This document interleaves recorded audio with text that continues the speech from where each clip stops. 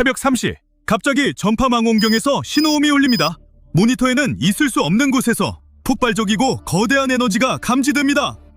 과학자는 커피를 쏟고 허둥지둥 녹화 버튼을 누른 뒤 출처를 확대하지만 아무것도 없습니다. 오직 침묵뿐. 장비 오류일까요? 우주적 우연일까요? 사실 최신 연구에 따르면 첫 번째 접촉이 바로 이런 모습일 수 있다고 합니다.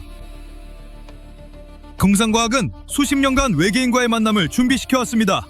아직 우주여행이 불가능하니 그들이 먼저 오길 바라는 거죠. 가능하면 레이저 무기 없이 평화롭게요. 하지만 천문학자들은 그건 극히 가능성이 낮다고 합니다. 그래서 더 좋은 망원경을 만들고 더 나은 질문을 던졌죠. 생명체가 저 밖에 존재한다면 우리 화면에 실제로 무엇이 나타날까? 여기서 가로등 효과가 등장합니다. 잃어버린 열쇠를 가장 밝은 가로등 아래에서만 찾는 단순한 원리죠. 단지 거기가 가장 잘 보이니까요. 과학자들도 우주를 볼 때 똑같이 합니다. 가장 흔한 것이 아니라 가장 감지하기 쉬운 것을 포착하죠. 이것이 바로 1992년 태양계 밖 최초의 행성이 발견된 방식입니다.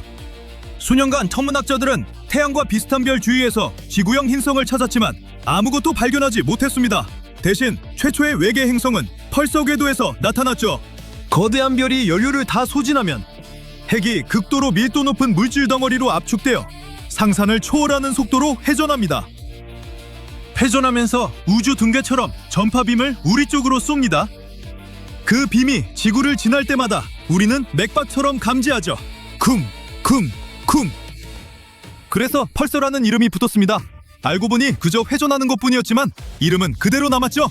펄스의 타이밍은 너무나 정밀해서 우주의 초정밀식의 역할을 합니다. 그래서 근처 행성이 펄서를 잡아당기면 그 완벽한 타이밍에 흔들림이 생깁니다. 펄스가 약간 일찍 도착하거나 약간 늦게 도착하는 거죠. 이렇게 천문학자들은 주변 행성을 발견한 겁니다. 이것이 우주적 규모의 가로등 효과입니다. 지적 생명체는 경보를 울리거나 규칙을 깨는 무언가, 요란한 일을 해야만 우리 눈에 띈다는 거죠.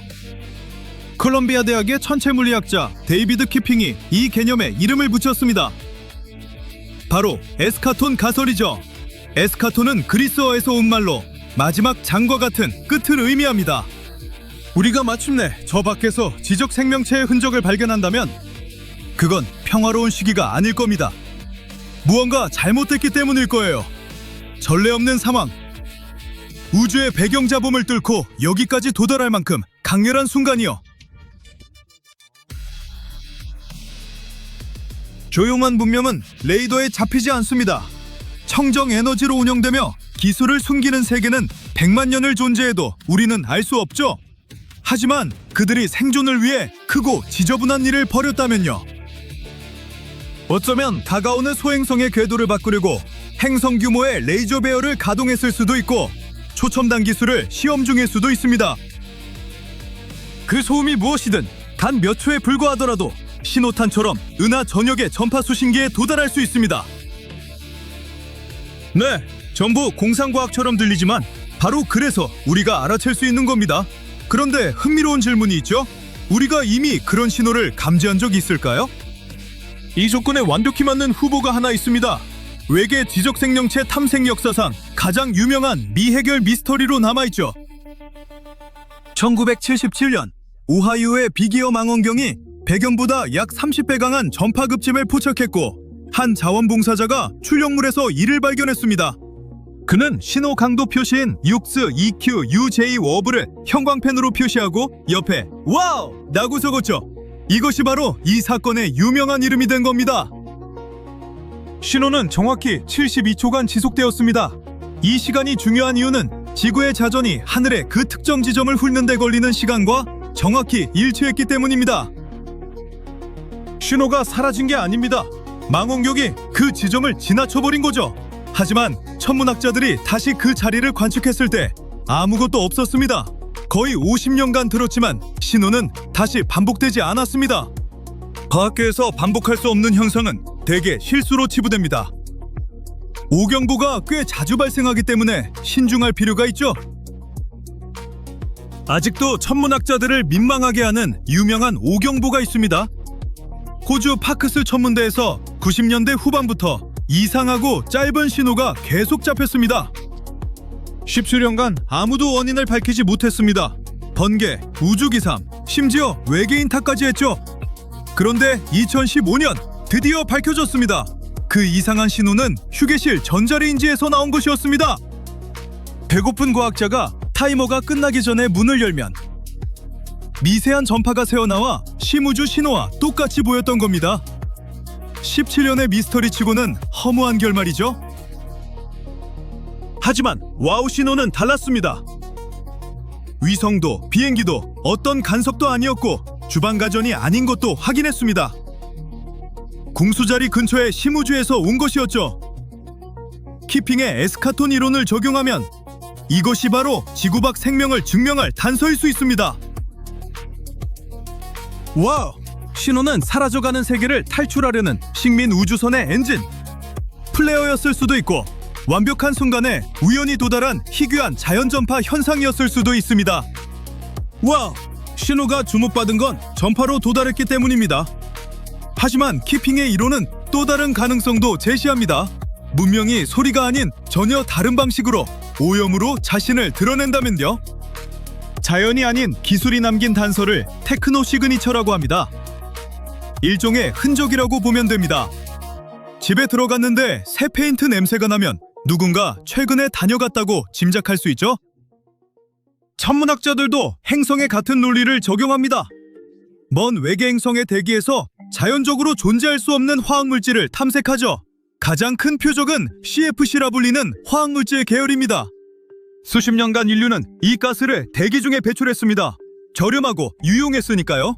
스프레이 캔과 냉각 시스템에 사용했죠. 과학자들이 오존층에 해롭다는 걸 알기 전까지요. CFC가 중요한 이유가 바로 이겁니다.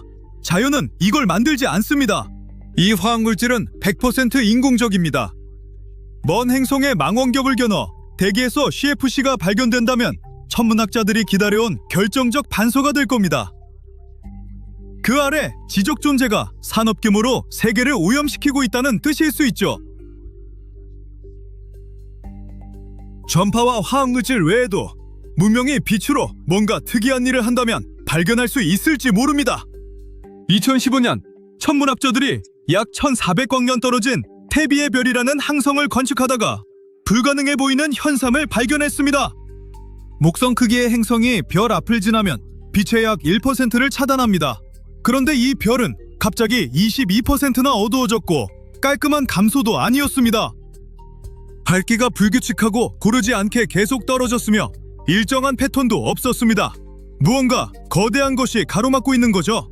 잠시 동안 과학자들은 다이슨 수험을 기대했습니다. 발슨 수험은 별을 둘러싸 에너지를 포획하는 태양 전지판으로 이루어진 가상의 거대 구조물입니다. 안타깝게도 후속 연구는 먼지 구름 쪽으로 기울었지만 태비의 별은 여전히 주목받고 있습니다. 우리는 계속 묻습니다. 다들 어디 있는 거지? 하지만 수십 년간 한 번에 하늘의 아주 작은 부분만 관측할 수 있었습니다. 하지만 곧 달라집니다. 루빈 천문대 같은 망원경이 며칠마다 남반구 하늘 전체를 반복 스캔합니다. 우주를 위한 거대한 보안 카메라인 셈이죠. 무언가 깜빡이거나 번쩍이거나 갑자기 사라지면 흐릿한 사진 한 장이 아니라 영상 재생이 가능해집니다. 마지막으로 시끄러운 쪽이 바로 우리라면요? 지구가 TV와 음악 때문에 시끄럽다고 생각하지만 그런 신호는 금방 약해집니다. 우리의 진짜 외침은 행성 레이더입니다. 소행성을 탐지하려고 강력한 전파빔을 우주로 쏘는 거죠. 일부 연구자들은 이 신호가 12,000광년 거리에서도 감지될 수 있다고 추정합니다. 매우 멀지만 우주적 규모로는 빗마당에도 못 미칩니다. 정말 누군가의 주의를 끌고 싶다면 훨씬 더 크게 외쳐야 합니다. 천문학자들이 우주 암흑 속에서 이상한 현상을 감지했습니다. 큰 곰자리의 먼 별들에서 기이하고 설명할 수 없는 신호들이 연속으로 포착되었습니다.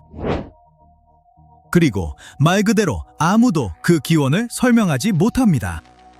알려지지 않은 자연현상일까요? 아니면 훨씬 더 신비로운 인공적인 무언가일까요? 이번 최신 우주 발견과 이 신호들의 과학적 원리, 그리고 과학자들이 추정하는 발신원에 대해 알아보겠습니다.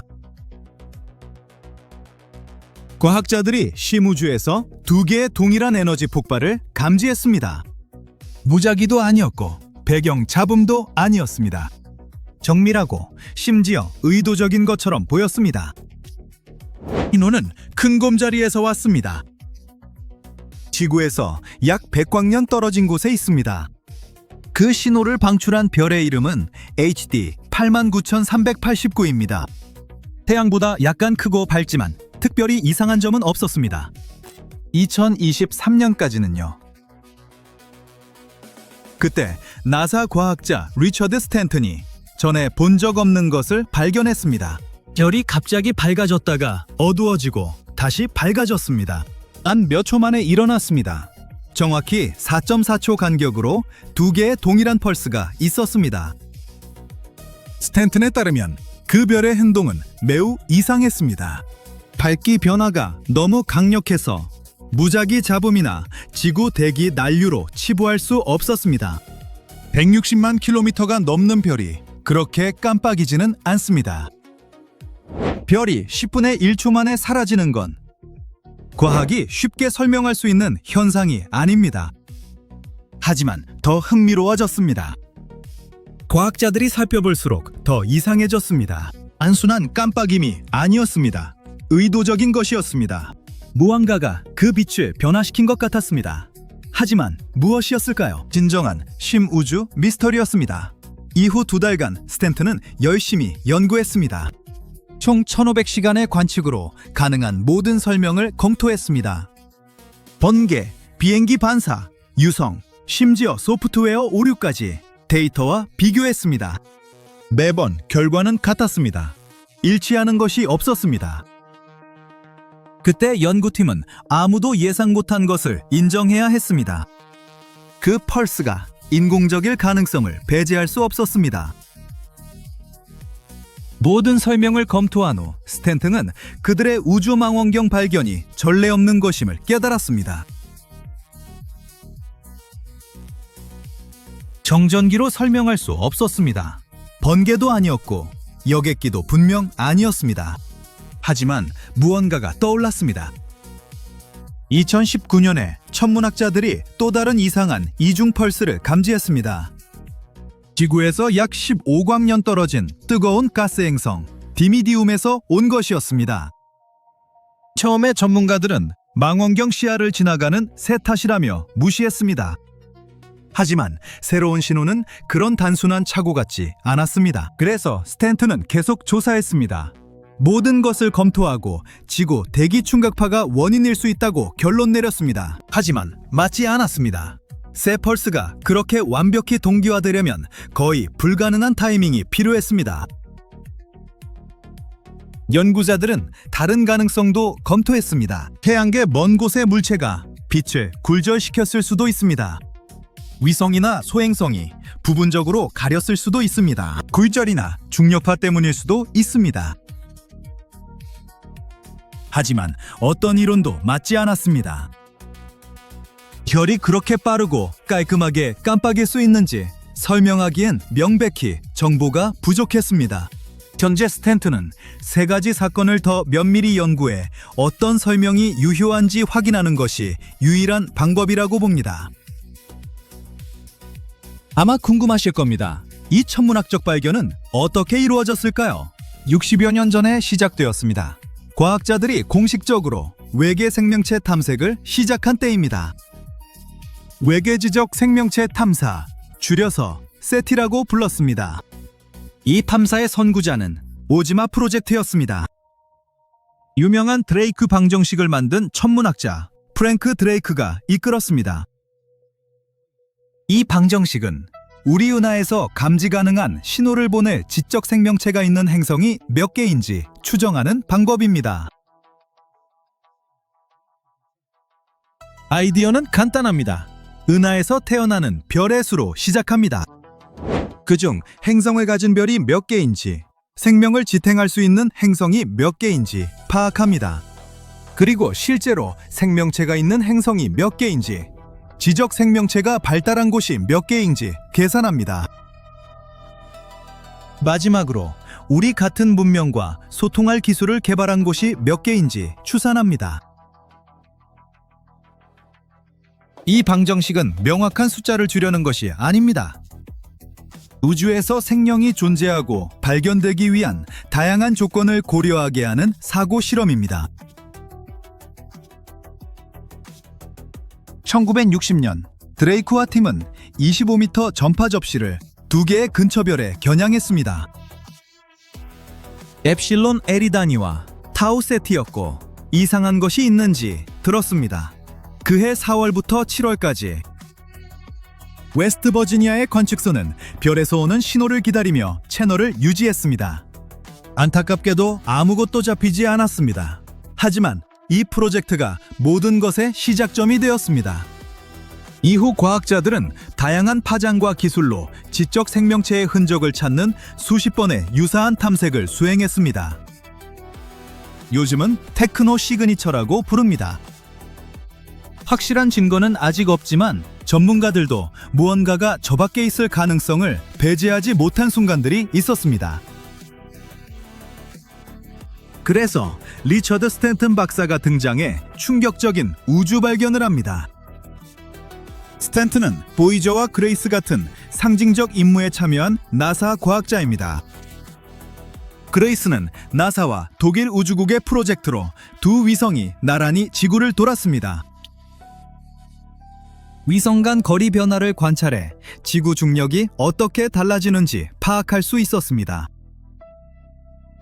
빙하 융해, 해류, 지하수, 심지어 기후 변화까지 연구하는 데 도움이 되었습니다.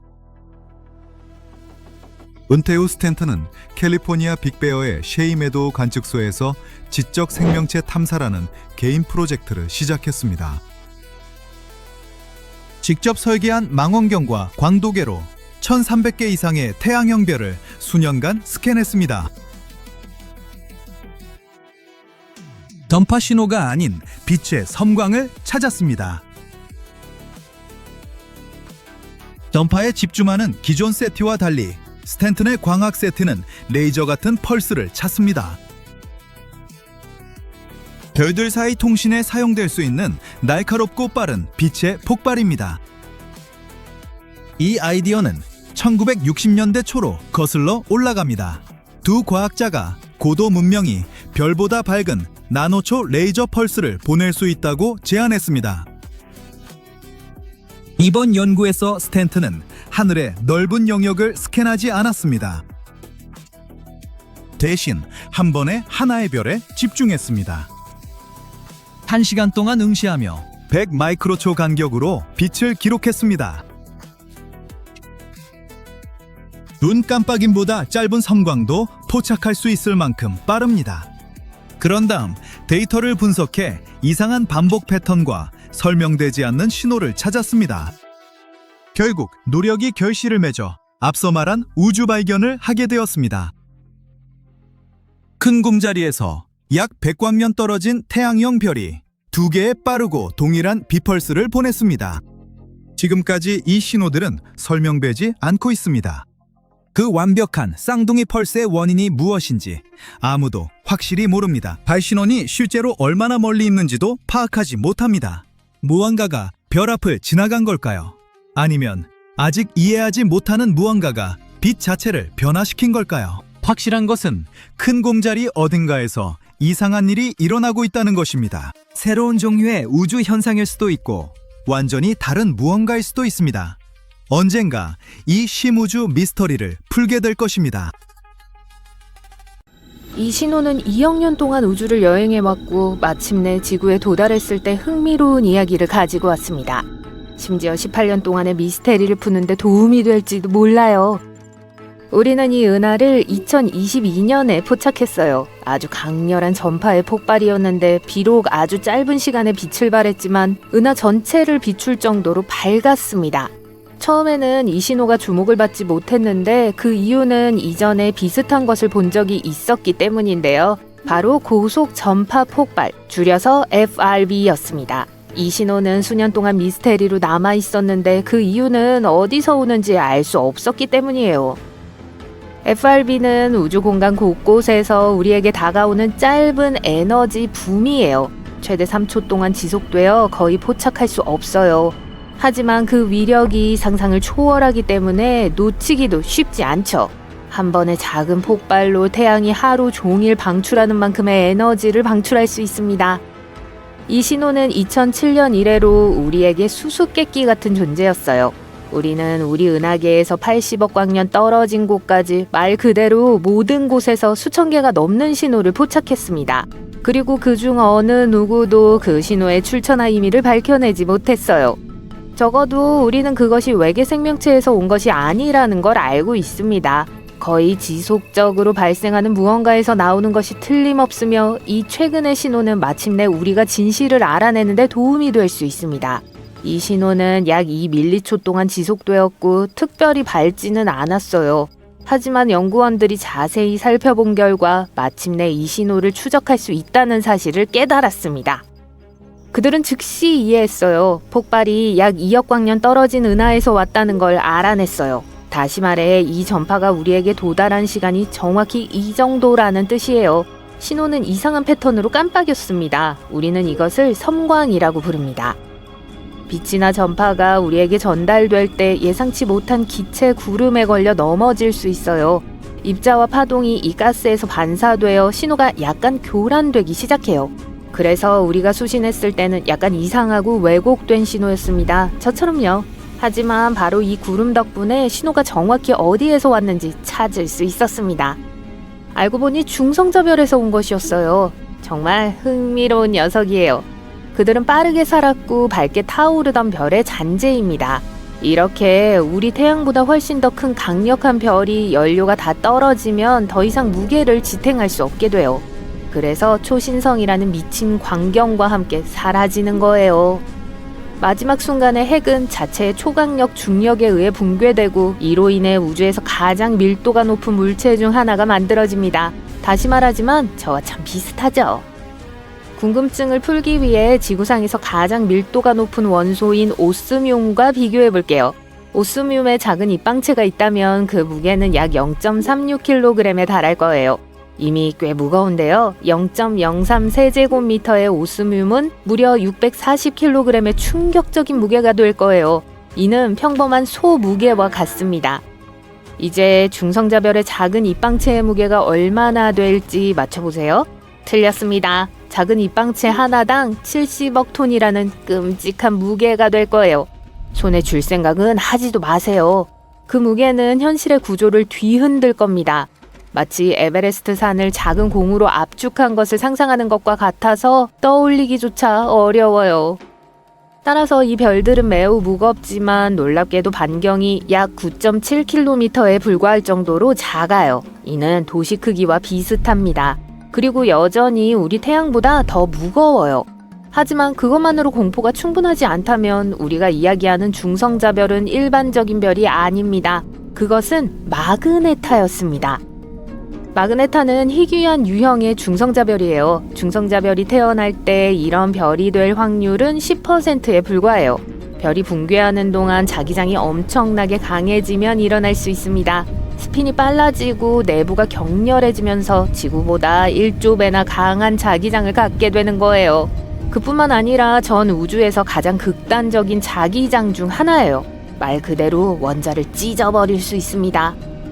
이것이 바로 그들이 하는 일입니다. 그들은 모든 것을 찢어버리고 결국 플라즈마라고 불리는 매우 뜨겁고 전하를 띤 입자수프에 둘러싸이게 돼요. 자기장은 자기 마음대로 플라즈마를 뒤틀고 구부리면서 엉뚱한 방향으로 흐르고 결국 이 모든 것이 매우 뜨거운 파티로 끝납니다. 모두가 끊임없이 충돌하고 흩어지고 흡수되기 때문에 어울리기에 최적의 장소는 아니죠. 이제 다시 주인공에게로 돌아가 볼까요? 우리 이야기 속 마그네타도 플라즈마 수프와 그 주위를 둘러싼 무서운 보이지 않는 장이 있었는데 바로 여기에서 신비한 신호가 나왔습니다. 마그네타에서 9,978km 떨어진 곳에서 신호가 발생했어요. 엄청나게 먼 거리처럼 들리지만 뉴욕에서 싱가포르까지 비행하는 것보다 짧은 거리입니다. 하지만 아주 이상한데요. 어떻게 전파가 저런 곳을 빠져나갈 수 있을까요? 보통은 차단되거나 흡수됩니다. 대부분의 경우 전파는 세장 안에 갇힌 것처럼 거기서 멈추게 돼요. 이것은 어떻게든 풀려났고 이는 플라즈마를 뚫는 무슨 일인가가 일어났다는 걸 의미해요. 에너지는 어떻게든 꼬이고 뒤틀리고 모양이 바뀌면서 전파를 방출하기 시작해요. 어쨌든 이것은 FRB가 중성자별과 자기 또는 펄서와 같은 다양한 유형에서 나올 가능성이 높다는 걸 의미합니다. 최근 천문학자들은 놀라운 새 망원경, 캐나다 수소 강도 매핑 실험, 줄여서 차임을 만들었습니다. 이름이 어렵네요. 이 망원경은 말 그대로 매일 FRB를 감지합니다. FRB는 일반적으로 놀라움으로 가득해요. 같은 해에 우리는 일반적인 폭발보다 훨씬 더 긴 3초 이상 지속되는 주기적 피크를 가진 FRB를 발견했습니다. 이 또한 중성자별에서 발생할 수 있어요. 하지만 중성자별만 있었다면 우리는 그 신호들을 그렇게 자주 수신하지 못했을 거예요. 이러한 신호는 매우 다양하며 실제로 블랙홀 근처와 같은 모든 종류의 장소에서 태어날 수 있습니다. 자, 그 기원에 대한 몇 가지 다른 이론이 있습니다. 예를 들어 두 개의 별이 서로 부딪혀서 나올 수도 있어요. 이보다 더 장엄한 일이 어디 있을까요?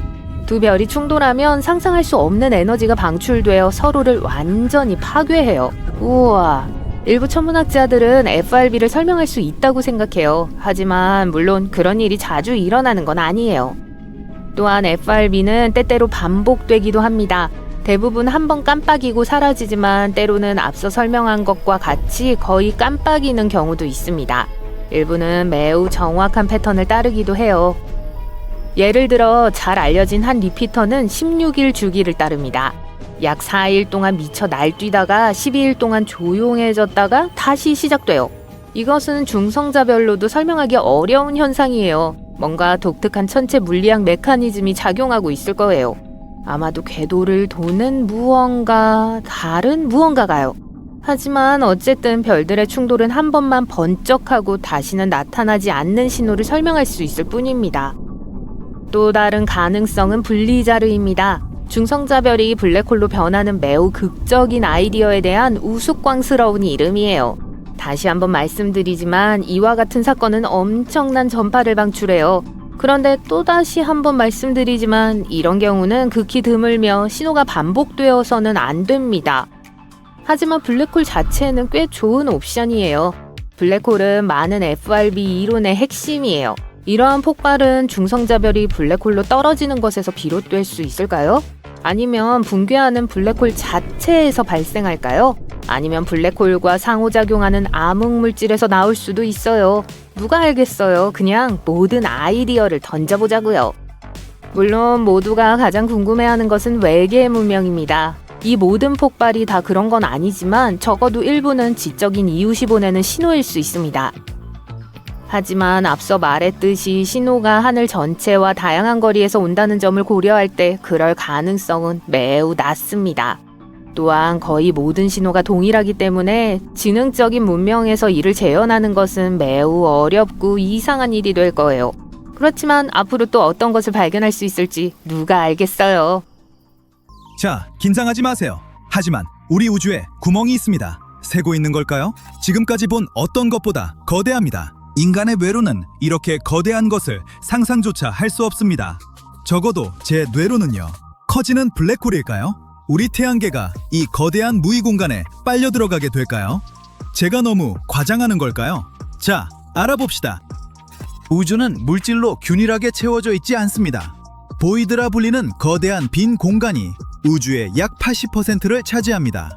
우리 은하수도 로컬 홀이라 불리는 보이드 안에 있습니다. 하지만 한 보이드는 차원이 다릅니다. 목동자리 보이드라고 불리며 거대한 무라는 별명으로도 알려져 있습니다. 목동자리 방향 멀리 위치한 거대하고 거의 텅 빈 우주 거품입니다. 그 엄청난 크기가 이 기묘한 구조물을 믿기 어렵게 만듭니다. 목동자리 보이드는 무려 3억 3천만 광년에 걸쳐 펼쳐져 있습니다. 비교하자면 우리 작은 태양계의 폭은 약 3광년을 조금 넘습니다. 그런데 목동자리 보이드에는 은하가 아주 적습니다. 우주의 다른 곳과 비교하면 사실상 텅 비어 있습니다. 그래서 알려진 가장 큰 보이드 중 하나이자 발견된 가장 큰 빈 공간 중 하나입니다. 만약 우리 은하가 목동자리, 보이드 안에 있었다면 역사의 대부분 동안 다른 은하를 볼 수 없었을 겁니다. 1960년대까지 망원경은 그만큼 강력하지 않았거든요. 다른 은하들은 너무 멀고 희미해서 발견할 수 없었을 겁니다. 1960년대가 되어서야 망원경이 크게 발전하면서 매우 희미하고 먼 은하들을 볼 수 있게 되었습니다. 그 보이드 안에 살았다면 그때서야 비로소 다른 은하가 존재한다는 걸 알게 되었을 겁니다. 중요한 질문을 풀어봅시다. 이런 거대한 빈 공간은 어떻게 형성될까요? 빅뱅 이후 우주의 모든 물질이 퍼져나가기 시작했지만 완벽하게 균일하게 퍼지지는 않았습니다. 양자 요동이라 불리는 미세한 무작위 차이로 인해 어떤 지역은 물질이 조금 더 많았습니다. 밀도가 높은 지역은 중력이 더 강해서 더 많은 물질을 끌어당겼습니다. 시간이 지나면서 다른 지역은 거의 비게 되었죠. 이렇게 은하들이 뭉치고 그 사이에 거대한 보이드가 만들어졌습니다. 시간이 지나면서 은하들도 서로 끌어당겨 필라멘트라 불리는 긴 실 같은 구조로 연결되었습니다. 이 필라멘트들이 모여 우주 전체에 거대한 거품 같은 그물망을 형성했습니다. 은하들은 실을 따라 모이고 그 사이 빈 공간이 보이드가 되었습니다. 마치 거품처럼요. 작은 보이드들이 서서히 합쳐져 목동자리 보이드 같은 거대한 영역이 형성되었습니다. 오늘날 필라멘트와 보이드는 우주에서 가장 큰 구조물입니다. 필라멘트는 더 뜨겁고 에너지가 높은 반면 보이드는 더 차갑고 훨씬 비어 있습니다. 목동자리 보이드는 정말 거대합니다. 관측 가능한 전체 우주 지름의 약 0.35%를 차지합니다. 하지만 이 거대한 공간 안에는 약 60개의 은하만 있으며 대부분 중심을 관통하는 튜브 형태로 뻗어 있습니다. 보통 이 크기의 영역에는 약 2,000개의 은하가 있습니다. 또한 이 보이드는 큰 곰자리, 쉐플리, 헤라클레스, 북쪽 왕관자리, 목동자리 같은 거대한 은하단으로 둘러싸여 있습니다. 이것이 가운데 텅 빈 공간을 더욱 충격적으로 만듭니다. 과학자들은 1970년대 새로운 기술로 우주를 입체적으로 볼 수 있게 되면서 이런 거대한 빈 공간과 큰 은하군을 처음 발견했습니다. 목동자리 보이드는 1981년 미시간 대학교의 미국인 천문학자 로버트 커슈너가 발견했습니다. 참고로 그 대학은 꽤 좋은 미식축구팀도 있죠. 당시 그와 그의 팀은 은하들이 우리에게서 얼마나 빨리 멀어지는지 측정해 우주를 입체적으로 지도화하고 있었습니다. 이 방법을 적색편이 탐사라고 합니다. 이 작업 중 이상한 것을 발견했습니다. 거의 아무것도 나타나지 않는 거대한 우주 영역이었죠. 지도에서 거대한 빈칸이었습니다. 과학자들은 몇 가지 극적인 가설을 즉시 배제했습니다. 목동자리 보이드는 블랙홀이 아닙니다. 예상보다 훨씬 적지만 소수의 은하가 있기 때문입니다. 빛을 차단하는 가스와 먼지 구름인 암흑 성운도 아닙니다. 목동자리 보이드가 은하를 숨기는 게 아니라 애초에 그렇게 많지 않은 겁니다. 목동자리 보이드는 과학자들이 우주가 어떻게 변화하고 성장하는지 배우는데 도움을 줍니다. 매우 비어있기 때문에 암흑 에너지를 연구하기에 좋은 장소입니다. 우리 우주는 일반 물질, 암흑 물질, 암흑 에너지로 구성됩니다. 일반 물질은 맨눈이나 도구로 볼 수 있는 모든 것으로 우주의 약 5%를 차지합니다. 우주의 약 27%가 암흑 물질이고 암흑 에너지는 약 68%를 차지합니다. 이것은 우주 팽창을 담당하는 힘입니다. 암흑 에너지가 무엇인지 정말 모르기 때문에 과학자들은 이것을 연구하고 작동 원리를 알아낼 기회에 흥분합니다. 보이드는 중성미자 연구에도 유용합니다. 아주 작은 입자로 우주를 막힘없이 여행할 수 있죠. 거의 잡을 수 없어서 유령 입자라고 불립니다. 우주를 그리고 우리를 흔적 없이 통과합니다. 지금 이 순간에도 수조개가 여러분의 몸을 통과하지만 아무것도 느끼지 못합니다. 중성미자는 태양, 폭발하는 별, 원자력 발전소처럼 에너지가 많은 곳에서 만들어집니다. 우주에서 빛입자 다음으로 많습니다. 중성미자의 정말 이상한 점은 이동하면서 바뀔 수 있다는 겁니다. 세 가지 유형이 있고 이동 중에 서로 전환할 수 있습니다. 과학자들은 중성미자의 질량이나 어떤 유형이 가장 무거운지도 모릅니다. 더 많이 알면 우주의 작동 원리를 설명하는 데 도움이 될 수 있습니다. 어쨌든 시간이 지나면 우주 탐사선들이 이런 빈 영역을 면밀히 관찰할 겁니다. 관측 결과를 컴퓨터 예측과 비교해서 과학자들은 중성미자에 대해 더 배우고 우주를 더 잘 이해하길 바랍니다. 그런 우주 임무 중 하나가 유클리드입니다. 그 데이터는 목동자리 보이드와 다른 유사한 우주 보이드를 연구하고 분석하는 데 사용될 것입니다. 유클리드의 임무는 암흑우주를 연구하는 것입니다. 최대 100억 광년 떨어진 수십억 개의 은하를 관측하고 하늘의 넓은 영역을 포괄하는 거대한 입체 우주 지도를 만듭니다. 과학자들은 암흑 에너지가 우주를 더 빠르게 팽창시키고 암흑 물질이 은하 형성과 결합에 도움을 준다는 걸 압니다. 하지만 둘 다 실제로 무엇인지는 아직 모릅니다. 지난 100억 년 동안 우주가 어떻게 변해왔는지 관찰함으로써 유클리드는 과학자들이 우주의 성장 과정, 은하 형성, 암흑 에너지와 암흑 물질, 중력의 실체를 이해하도록 돕습니다. 유클리드는 높이 약 4m 반, 폭 약 3m 반입니다. 두 가지 주요 부분이 있습니다. 한 부분은 전력, 컴퓨터, 조종 같은 우주선 운영을 담당하고 다른 부분은 망원경과 두 대의 카메라가 있습니다. 하나는 우리 눈이 볼 수 있는 가시광선으로 촬영하고 다른 하나는 적외선으로 먼 은하를 찾습니다. 유클리드는 2023년 7월 플로리다에서 스페이스X 팰컨 9 로켓으로 발사되었고 2024년 2월에 공식적으로 과학 임무를 시작했습니다. 현재 지구에서 약 160만 킬로미터 떨어진 곳을 공전합니다. 지구와 함께 태양 주위를 도는 특별한 지점에 머물러 있습니다. 덕분에 시야가 안정되고 우주 연구가 쉬워집니다. 유클리드는 약 6년간 작동하도록 설계되었지만 연료가 남으면 더 오래 작동할 수도 있습니다. 2024년 10월 유클리드는 거대한 우주 지도의 첫 부분을 공개했습니다. 시간이 지나면서 은하수 바깥 하늘의 3분의 1 이상을 스캔하여 수십억 개의 은하를 촬영할 것입니다. 일부는 너무 멀어서 빛이 우리에게 닿는데 최대 100억 년이 걸렸습니다. 이 우주 탐사선이 찍은 이미지는 지구 망원경보다 약 4배 선명합니다. 유클리드는 또한 빛을 상세히 분석해 은하의 구성과 움직임을 파악합니다. 수억 개의 별과 은하에 대해 이 작업을 수행할 것입니다. 이 모든 것이 우주 임무 역사상 가장 거대한 우주 데이터 라이브러리를 만들 것입니다. 참고로 유클리드는 기하학을 발명한 고대 그리스 수학자의 이름을 따서 지어졌습니다.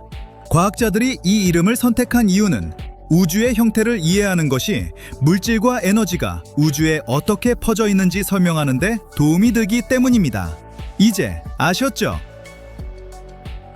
지난 40년 동안 천문학자들이 궁금해했던 신비한 와우 신호를 기억하시나요? 이에 대한 흥미로운 소식이 있으니까 긴장하세요. 잘 모르시는 분들을 위해 설명하자면 와우 신호는 1977년 한 천문학자가 오하이오의 빅이어 전파 망원경에서 일하던 중 감지한 전파 소리예요.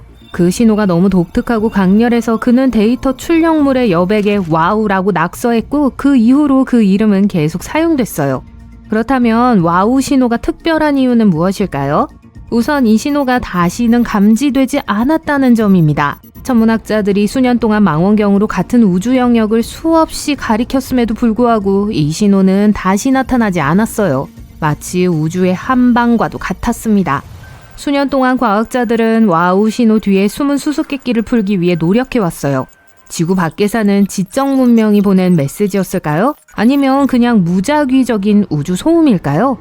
몇 년 전 한 연구에서는 와우 신호가 혜성에 의해 발생했다고 주장한 바 있습니다.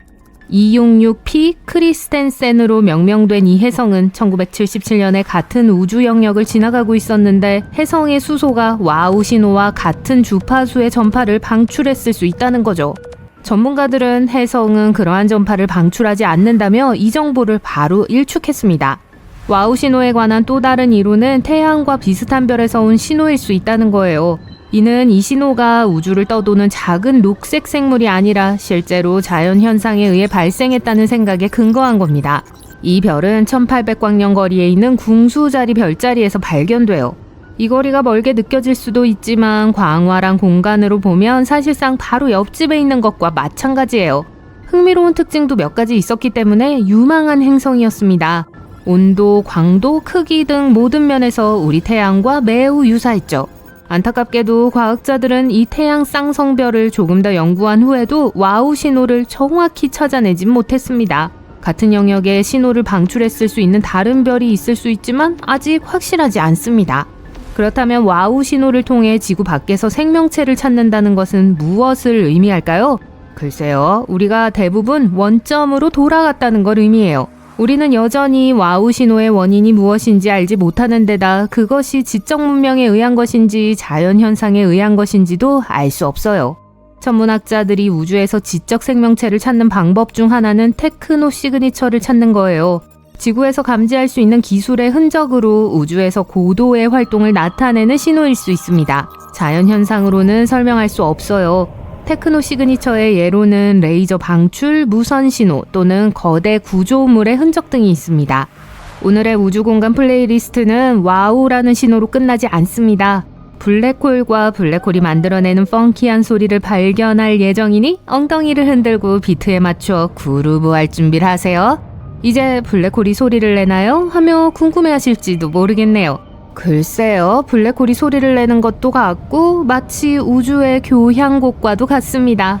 먼저 블랙홀이 무엇인지에 대해 이야기해 볼게요. 블랙홀은 중력이 너무 강해서 빛은 물론 그 어떤 것도 그 끌림에서 벗어날 수 없는 우주 공간의 한 지점입니다. 블랙홀은 경로에 있는 모든 것을 빨아들이는 우주 진공청소기라고 생각하시면 돼요. 빛을 방출하지 않지만 여전히 심각한 분위기를 풍깁니다. 과학자들은 수년 동안 특수 장비를 사용해서 블랙홀의 우주적 음색을 포착하기 위해 이러한 바이브, 즉 소리를 연구해왔어요. 그렇다면 블랙홀 소리는 어떤 걸까요? 베이스 기타와 거대한 트림 소리가 섞인 소리를 상상해보세요. 이상하죠? 그러니까요. 블랙홀의 이 소리는 블랙홀 주위를 소용돌이치는 가스와 먼지에서 나와요.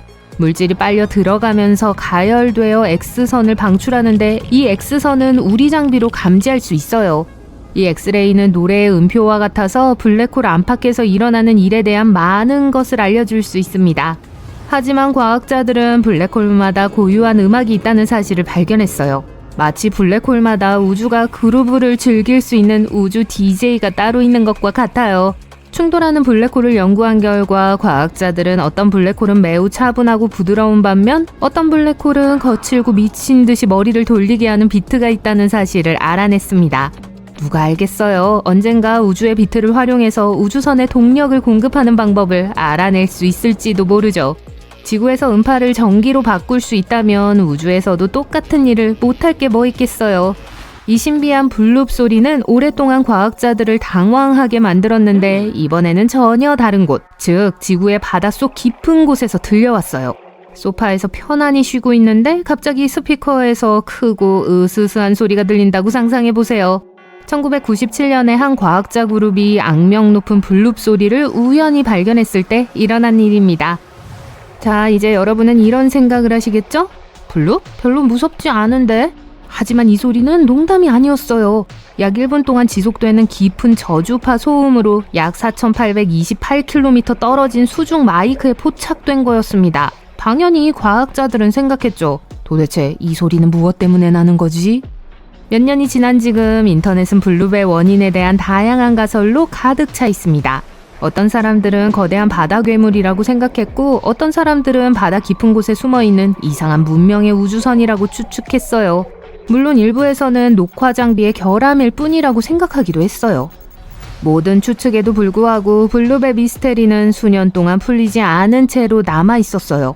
하지만 2005년에 과학자들은 마침내 이 으스스한 소리의 진범을 밝혀냈습니다. 알고 보니 빙산이었어요. 빙산이 빙하에서 떨어져 나와 바다에 떠다니면 꽤나 이상한 소리를 낼 수 있습니다. 그리고 블룹은 빙산이 갈라지고 이동하는 소리일 뿐이었어요. 블룹의 원인을 알았다고 해서 그 매력이 사라진 건 아닙니다. 사실 그런 소리가 수천 킬로미터를 이동하면서도 여전히 들릴 수 있다는 건 매우 놀라운 일인데요. 게다가 과학자들이 블룹의 원인을 알아내는데 수년이 걸렸다는 사실은 우리가 지구에 대해 아직 알아야 할 것이 얼마나 많은지 보여줍니다. 어떤 재생 목록이든 슬프고 가슴 아픈 노래가 꼭 들어가죠. 말이 나왔으니 말인데 세상에서 가장 외로운 고래에 대해 들어보셨나요? 1989년 미국 전문가들이 잠수함을 찾던 시절로 거슬러 올라가는 흥미로운 이야기입니다.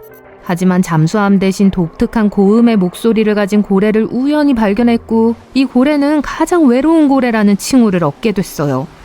왜 가장 외로운 고래라고 불릴까요? 대부분의 대왕고래는 10에서 40Hz의 주파수로 말하지만 이 고래의 목소리는 52Hz의 주파수로 사람의 귀에는 낮은 저음에 해당해요. 다른 대왕고래와는 달리 목소리를 가지고 있기 때문에 일부 과학자들은 이 고래가 다른 고래와 의사소통을 할 수 없다고 생각했어요. 또한 이 고래는 한부모가 다른 고래종의 부모를 둔 잡종고래일 수도 있다고 여겨집니다. 이로 인해 다른 것들과 다른 울음소리를 낼 수 있고 이는 이 고래의 독특한 목소리를 설명할 수 있죠. 최근 연구에 따르면 가장 외로운 고래도 결국은 그렇게 외롭지 않을 수 있다고 합니다.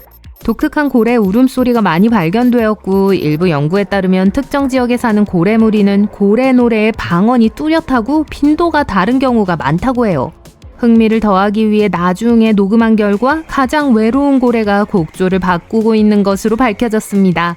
고래의 울음소리는 몇 년 동안 점점 더 깊어지고 있어요. 어쩌면 고래는 그렇게 외롭지도 않고 함께 어울릴 고래 친구들을 찾은 걸지도 모르겠네요. 45년 넘게 성간 우주를 여행해왔고 사람으로 치면 흰머리가 나기 시작했을 보이저 1호가 갑자기 지구로 이상한 신호를 보내기 시작했습니다. 더욱 기이한 것은 탐사선에 이상이 있다는 흔적이 전혀 없다는 거였어요. 나사의 과학자들은 필사적으로 그 이유를 찾기 위해 노력하고 있습니다. 정확히 어떤 일이 있었던 거죠? 먼저 보이저 1호와 그 길고 긴 여정에 대해 말씀드릴게요. 보이저 1호는 미국의 우주 탐사선입니다. 나사의 과학자들은 1977년 9월 5일에 보이저 1호를 우주로 보냈어요. 보이저의 목표는 우리 태양계의 외부 행성들, 즉 목성과 토성을 탐험하는 것이었습니다. 처음에 과학자들은 이 임무가 약 5년이 걸릴 것이라고 추측했어요. 그 예상은 크게 빗나갔습니다. 탐사선은 모든 예측을 초과했어요. 보이저는 임무를 완수했을 뿐만 아니라 여전히 작동하고 있어요. 예상보다 훨씬 더 오랫동안요. 보이저 1호는 45년이 넘게 우주를 떠돌고 있습니다. 보이저 1호가 과학에 미친 영향은 과소평가할 수 없어요. 첫째, 목성과 토성의 많은 사진을 성공적으로 지구에 보냈습니다. 그리고 여러분은 이 사진들을 직접 확인할 수도 있어요. 모든 사진은 나사 웹사이트에 게시되어 있어요. 보이저 덕분에 우리는 또한 목성의 새로운 위성 여러 개와 이전에 알려지지 않았던 고리 체계를 발견했습니다.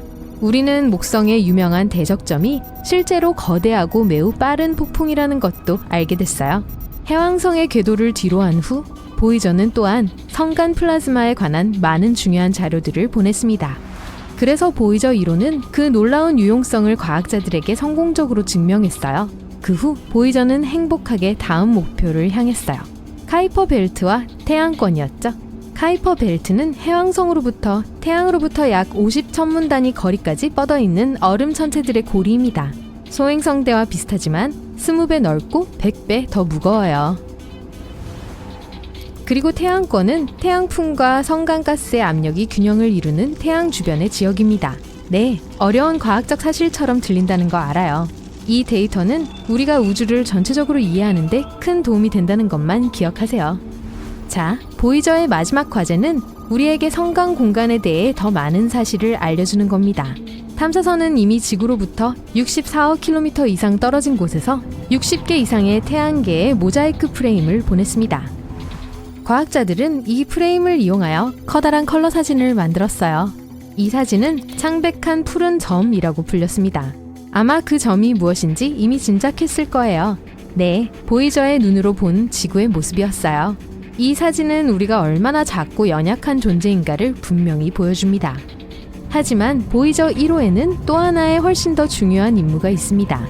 바로 다른 문명에게 우리 인간에 대해 알리는 거예요. 유명한 보이저 골든 레코드에 대해 들어본 적이 있을지도 몰라요. 사람들은 많은 오디오와 비디오 파일을 만들어 이 레코드에 추가했어요. 몇 개의 섹션이 있어요.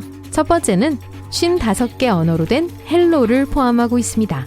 고대 언어와 멸종된 언어도 포함해서요. 녹음의 거의 80%는 다양한 음악 작품들입니다. 바흐, 베토벤, 모차르트, 스트라빈스키와 같은 클래식 음악, 다른 나라와 시대의 민속 음악, 그리고 루이 암스트롱과 척 베리의 유명한 노래들과 같은 블루스도 포함하고 있어요. 나머지 20%의 녹음물은 다른 인간의 목소리, 자연과 동물의 소리와 오디오 신호로 인코딩된 116개의 이미지를 포함합니다. 커트 월하임 전 유엔 장관과 지미 카터 전 미국 대통령의 연설 녹취록도 있어요. 그저 친절한 인사말이죠. 레코드 외에도 과학자들은 그것을 틀기 위한 바늘도 챙겼어요. 걱정하지 마세요. 이 모든 것을 어떻게 사용하는지, 그리고 소리를 그림으로 어떻게 변환하는지를 보여주는 간단한 그림도 남겼어요. 펄서 지도를 사용하여 만든 지구의 좌표도 추가했습니다. 지도는 밀키웨이에서의 태양의 위치를 보여줍니다. 이 레코드는 알루미늄 케이스에 담겨 있고 방사능과 우주 먼지로부터 보호하기 위해 금으로 덮여 있어요. 이 레코드를 싣고 보이저 1호는 긴 여행을 떠났습니다. 그리고 이미 꽤 먼 거리를 이동했다고 할 수 있어요. 현재 보이저 1호는 우리로부터 154천문단이 떨어져 있어요. 그건 약 233억 킬로미터예요. 인간이 만든 가장 멀리 있는 물체예요. 처음에 이 타이틀은 파이어니어 10호 미션이 보유하고 있었지만 1998년에 보이저가 그것을 추월했습니다. 나사는 운이 좋았어요. 예상 유효 기간을 훨씬 지났거든요. 보이저 1호는 2주 먼저 우주로 보내진 쌍둥이 형제 보이저 2호를 추월할 정도로 정말 멋져요. 보이저 1호는 초당 17km의 속도로 움직입니다. 시간당 56,000km의 속도예요. 심지어 세계에서 가장 빠른 스포츠카도 시속 491km예요. 그래서 보이저의 속도를 상상하는 것은 어려워요. 어쨌든 현재 보이저호는 오르트 성운의 경계로 향하고 있습니다. 오르트 성운은 태양계를 둘러싸고 있는 얼음 물체의 가상층이에요. 천문학자들은 아직 그것의 존재를 확인하지는 않았지만 그곳에 있다고 거의 확신하고 있어요. 블랙홀도 얼마 전까지만 해도 그저 이론일 뿐이었어요. 불행하게도 보이저 1호는 태양계로 돌아오지 않을 거예요. 적어도 2025년까지는 지구와 연락을 유지할 것입니다. 하지만 결국에는 우리와 연결이 영원히 끊기게 될 거예요. 300년 후 오르트 성운의 경계에 도달할 것입니다. 그리고 3만 년 후 마침내 태양계를 떠나게 될 거예요. 그리고 만약 그 과정에서 아무 일도 일어나지 않는다면 만년 후에 보이저 1호는 기린 별자리에 있는 적색외성 글리제 445에 접근할 것입니다. 미래의 이 탐사선은 은하수를 계속 돌아다닐 거예요. 자, 이제 신비한 신호에 대해 이야기해 볼게요. 무슨 일이 있었냐고요? 좀 특이한 일이었어요. 두 보이저호를 모두 감시하고 통제하는 나사 제트 추진 연구소는 2022년 5월에 이 문제를 보고했습니다. 우리의 베테랑 우주선이 갑자기 이상한 데이터를 지구로 보내기 시작했어요. 이 모든 상황은 나사의 기술자들조차 곤혹스럽게 만들었어요. 여러분은 아마 이렇게 생각하실 거예요. 아마 고장이 났거나 뭐 그런 거겠죠? 하지만 보이저 1호는 전혀 이상이 없었어요. 평상시처럼 작동하고 지구로부터 명령을 받고 수행하며 과학적인 데이터를 수집하고 보냅니다. 그러나 자세 및 접합부 제어 시스템인 ANCS의 판독치는 보이저가 실제로 무슨 일이 일어나고 있는지는 더 이상 보여주지 않아요. 이 시스템은 우주에서 탐사선의 방향을 지원하고 지구와 접촉할 수 있도록 도와줍니다. 그래서 기본적으로 이 신호는 우주에서의 탐사선의 방향이 잘못되었다는 것을 의미해요. 하지만 과학자들은 이것이 사실이 아니라고 주장합니다. 안테나 신호의 소스가 계획된 대로 지구를 기준으로 동일한 위치로 유지되고 있었기 때문이에요. 온보드 장애 보호 시스템이 작동되지 않았어요. 탐사선이 안전 모드에 들어가지도 않았습니다. 그렇다면 도대체 무슨 일이 일어나고 있는 걸까요? 이 프로젝트의 책임자인 수잔 도드는 사실 이 문제를 전혀 예상하지 못했던 것은 아니라고 말합니다. 보이저 1호는 이미 45살이 되었기 때문이죠. 이 전문가는 탐사선에 무슨 일이 일어나고 있는지 여전히 수수께끼로 남아있다는 것을 인정합니다. 그들은 잘못된 데이터가 어디에서 오는지 정확히 알지 못해요. 이것이 보이저 운영에 어떤 영향을 미칠지는 분명하지 않습니다. 하지만 탐사선이 성강 공간에 있다는 것을 고려하면 그리 놀라운 일은 아니에요. 그곳에는 매우 높은 수준의 방사능이 있어요. 지금까지 어떤 우주선도 그 지점에 도달한 적이 없었어요. 나사의 과학자들은 문제를 알아낼 때까지 보이저 1호로부터 오는 데이터를 면밀히 감시할 것이라고 말합니다. 만약 문제가 발견된다면 담당자들은 문제를 고치려고 노력할 거예요. 그렇지 않으면 팀은 새로운 조건에 적응해야 할 거예요. 하지만 그 문제를 이해하는 것만으로는 충분하지 않을 수도 있습니다. 보이저로부터 신호를 받는 데는 무려 20시간 33분이 걸려요. 그리고 그것에 반응하는 데도 같은 시간이 걸립니다. 자, 적어도 두 번째 우주선 보이저 2호는 이상이 없어요. 비록 현재 지구로부터 193억 킬로미터 떨어진 성강 공간에 있지만요.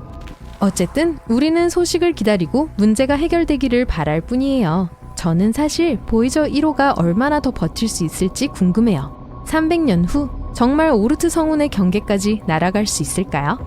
여러분 생각은 어때요? 댓글로 여러분의 의견을 듣고 싶어요.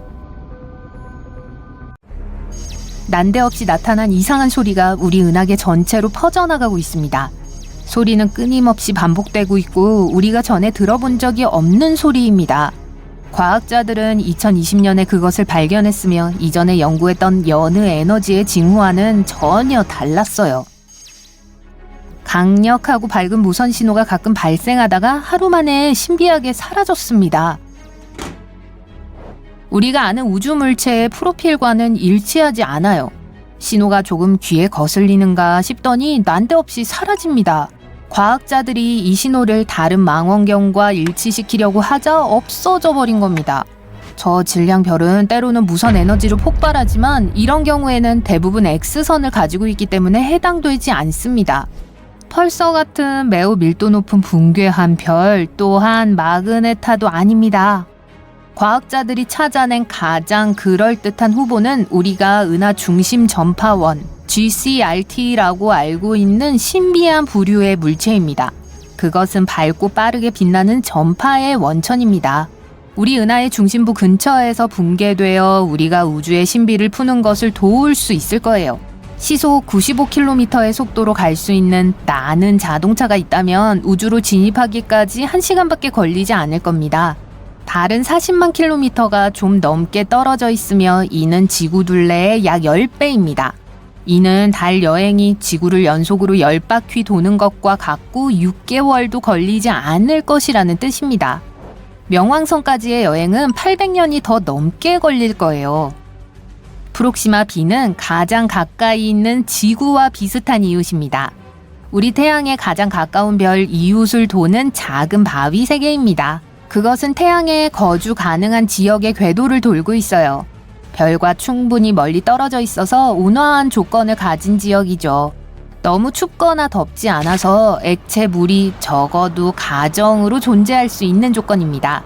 만약 프록시마 B까지 아폴로 달 로켓의 속도인 시속 42,200km로 여행하려고 한다면 그곳까지 가는데 11만 2천년 이상 걸릴 거예요. 거기에서 숨을 쉴 수 없을 수도 있습니다. 프록시마 B에 대기가 있는지는 아무도 모릅니다. 인간은 항상 우주를 탐험하지만 우리는 우주에서 약 5%의 물질만 볼 수 있습니다. 그리고 알버트 아인슈타인은 빈 우주 공간이 실제로 무의 공간이 아니라는 것을 깨달은 최초의 인물이었습니다. 우리가 볼 수 없는 나머지는 실제로 27%의 암흑 물질이라고 하는 보이지 않는 물질로 구성되어 있으며 암흑 에너지라고 불리는 68%의 물질과 결합되어 있습니다. 우주에 물을 부으려고 한다면 물론 우주선 밖에서 말이죠. 그러면 바로 끓거나 증발해버릴 거예요. 그것은 우주에 공기나 기압이 없기 때문입니다. 기압이 낮아질수록 보통 물을 끓게 만드는 온도도 낮아집니다. 그것을 염두하면 물은 해수면보다 산꼭대기에서 훨씬 더 빨리 끓습니다. 우주에는 기압이 없기 때문에 물이 매우 낮은 온도에서 끓을 수 있습니다. 과학자들은 우주에 적어도 수십억 개의 우주가 있다고 믿습니다. 실제 숫자는 알지 못하고 아마 절대 알지 못하겠지만 하늘의 매우 작고 제한된 지역에서 얼마나 많은 은하를 볼 수 있는지를 계산함으로써 과학자들은 그 수를 가늠하려고 노력했습니다. 우주가 별과 여기저기 있는 행성 몇 개로 가득 찬 것처럼 보일 수도 있지만 우리 고향 은하는 적어도 1000억 개의 행성을 가지고 있습니다. 풍선에 헬륨을 채우고 날리면 아주 높이 떠오르는 것을 볼 수 있을 거예요. 높이 올라갈수록 대기권의 공기는 더 희박해집니다. 풍선은 주변 대기가 풍선 안에 든 헬륨과 같은 무게가 될 때까지 상승할 겁니다. 이 지점은 지표면 위 약 32km 높이일 거예요. 따라서 이것은 헬륨 풍선이 올라갈 수 있는 최고의 높이입니다. 우리는 우주가 얼마나 큰지 모릅니다. 그 가장자리를 볼 수 없으며 심지어 우주에 가장자리가 있는지도 알 수 없습니다. 우리는 지구로부터 약 140억 광년의 거리를 볼 수 있는 기술이 있습니다. 이것은 우리가 지구 표면 위 약 960km에서 끝나는 우리 대기의 바깥층에서 시작해서 직경 280억 광년의 범위를 볼 수 있다는 것을 의미합니다. 비록 우주의 크기가 끊임없이 변하고 시간이 지남에 따라 더 커지고 있지만요. 수성은 태양에 가장 가깝기 때문에 대부분의 사람들은 수성이 가장 뜨거운 행성이라고 생각합니다. 하지만 금성이 가장 뜨거운 행성입니다. 우리 중심별에서 두 번째 행성이고 수성에 비해 태양으로부터 4,800만 킬로미터 더 떨어져 있습니다. 수성은 대기가 없는데 대기는 태양으로부터 오는 열을 유지하도록 도와주는 일종의 담요와 같습니다. 금성은 예상 외로 대기가 두꺼운데 지구의 대기보다 약 100배 두껍습니다. 금성의 대기는 열을 내보내지 않고 유지해서 금성을 점점 더 뜨거워지게 만듭니다. 또한 대부분의 태양 에너지를 자유롭게 들여보내는 이산화탄소로 구성됩니다. 그러나 따뜻하고 가열된 표면이 방출하는 장파장 방사선을 잃기에는 충분히 투명하지 않습니다. 평균 온도는 주석을 녹일 만큼 뜨거운 섭씨 468도입니다. 이웃 수성의 최대 온도는 섭씨 427도입니다. 아마도 약 20억 년 후의 지구는 생명체가 존재하기에는 너무 뜨거워질 거예요. 수억 년이 지나면서 우리 태양은 점점 더 뜨겁고 밝아질 겁니다. 결국에는 기온이 너무 높아서 우리의 아름다운 바다는 사라질 수밖에 없을 겁니다. 바다는 우리 생존에 필요한 산소의 70%를 생산하기 때문에 바다가 없다면 생명도 없을 거예요. 이 모든 것은 우리 행성이 단순히 광대한 사막이 될 것이라는 것을 의미합니다. 마치 화성의 오늘날 모습처럼요. 매우 먼 곳에 있는 예전에는 행성이던 명왕성은 현재 외성이며 실제로 미국 전체보다 직경이 작습니다. 메인주에서 북부 캘리포니아까지의 최대 거리는 약 4,700km이며 명왕성은 가로가 겨우 2,371km에 불과합니다. 명왕성은 매우 멀리 있지만 우리 태양계의 가장자리는 이 외성보다 1000배나 더 멀리 떨어져 있습니다. 그러나 천문학자들은 명왕성보다 훨씬 더 멀리 태양 주위를 도는 많은 다른 우주 물체를 발견했는데요. 카이퍼 벨트 천체와 해왕성 바깥 천체가 그 예입니다. 명왕성에서 반광년 떨어진 오르트 해성 구름도 있는데 1000배나 더 멀리 떨어져 있습니다. 중성자별은 매우 무겁습니다. 한 티스푼이 60억 톤이나 나갑니다. 중성자별은 연료가 다 소모된 거대한 별에서 남은 것입니다.